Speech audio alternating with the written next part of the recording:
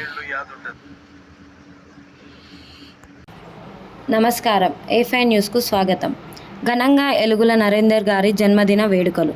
బీబీనగర్ మండల కేంద్రానికి చెందిన ఎలుగుల నరేందర్ జన్మదినోత్సవం సందర్భంగా కాంగ్రెస్ పార్టీ నాయకులు గోలి పింగల్ రెడ్డి, బీబీనగర్ మాజీ సర్పంచ్ మల్లగారి భాగ్యలక్ష్మి, శ్రీనివాస్ శాలువతో సన్మానించి కేక్ కట్ చేపించి శుభాకాంక్షలు తెలియజేశారు.